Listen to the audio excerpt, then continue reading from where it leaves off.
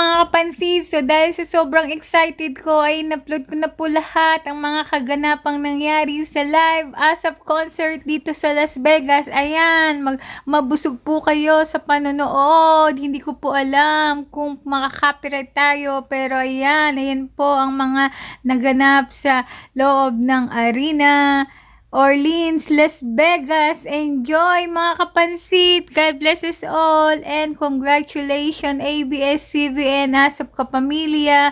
Marami po kayong pinasayang mga Pilipino dito sa Amerika. God bless you all.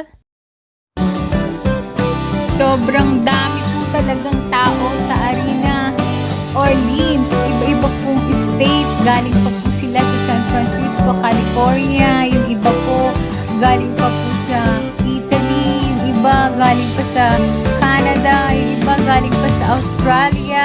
Kaya ang dami po talagang pinasaya ng ASAP Kapamilya. Oh my God, sobrang saya ko rin. My goodness, ang ganda ni Lobby Fo, ang paborito kong artista.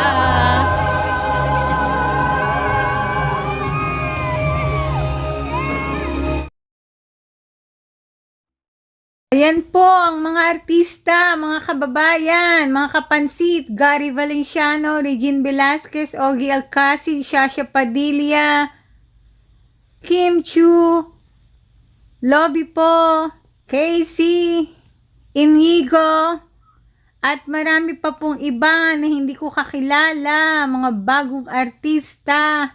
Pasensya na po, hindi ko po talaga kilala yung ibang artista, pero ang gugwapo po nila.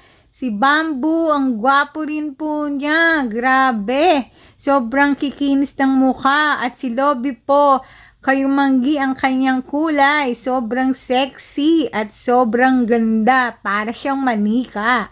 At si Regine Velasquez, ganun din po. Napakaganda rin niya at napakaganda ng boses niya.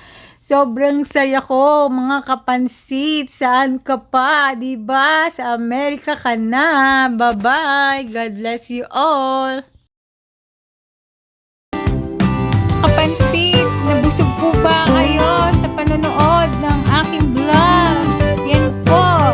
ASAP Kapamilya, ABS-CBN, congratulations sa inyong concert dito sa Las Vegas. See you